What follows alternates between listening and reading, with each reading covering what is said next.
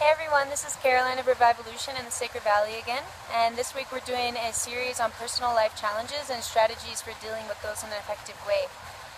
So the other day I spoke about the step one, which is to not take any action and just recognize what state of being you're in and really make the decision that you want to make decisions and actions from a decided, calm, and centered space. So step two, after you've already decided this, step two would be nurture yourself. This is what I find to be a very effective course of action is, I find that these times of really emotional upset, or maybe if I'm physically sick, what I do like about those times is this feeling of slowing down. I slow down so much that I'm really saying no to unnecessary things in life and only saying yes to the things that are necessary.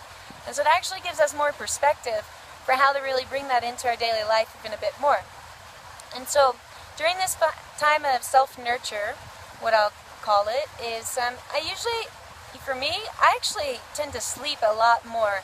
And it's really important not to feel guilty. It's not to feel guilty about doing this self-nurture and really taking time for yourself. Because I'm actually honoring other people way more by not coming from a space of anger, not coming from a place of sadness, not coming from a place that really isn't my highest intention right now. So it's really like saying yes to myself and saying yes to others by really creating those boundaries and saying no to things that aren't necessary at that time. So this is a time when I'm not really going to go out, with other friends. I'm not necessarily going to go do things that are really external, but I'm really taking that time for inner reflection, for contemplation. This is a great time to journal. This is a great time to really to understand that there's going to be different phases that come through. So for me, over the past 2 weeks, I definitely went through a pretty heavy experience, and by sitting with it and deciding, so I couldn't feel 100% in a yes, and I couldn't feel 100% in a no. So I decided I'm going to feel 100% in the maybe right now, and know that when there's time to make a decision, I will have that 100%. And so I went through different phases of this, and you may likely also, I came to different conclusions, this is what I'm feeling. And then as I kept going through that, I'm like, well, this is really the root of what's going on, and well, this is actually really the root. And it just went deeper and deeper until I finally came to that little nugget of knowing this is really it. This is what's really going on. This is where the sadness is coming from. This is where the heavy emotions are coming from. And this is why I wasn't able to make a decision previously, because it really, my attention needed to come to this very specific point and corner that had been overlooked. For me, I find that this is a great time to really be writing down my dreams. There's lots of messages come in through dreams.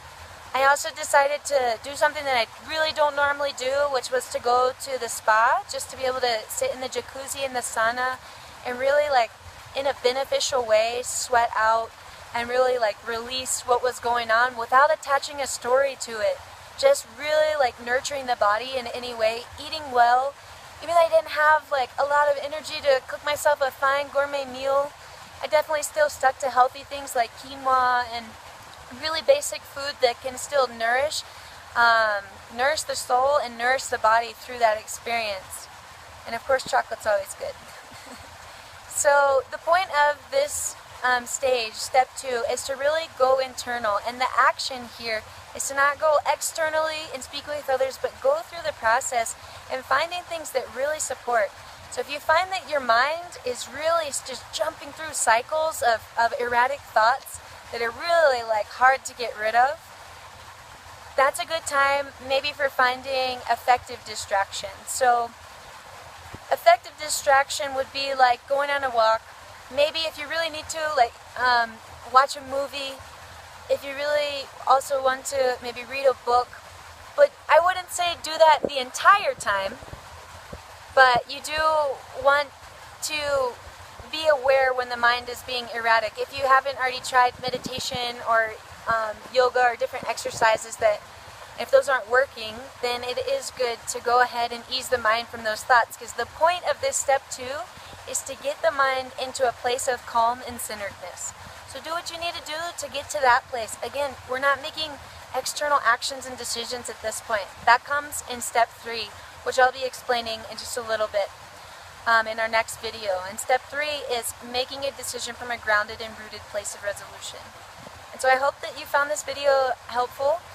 This is something that really helped me over the past week and has helped me throughout life. And I hope you have a beautiful day.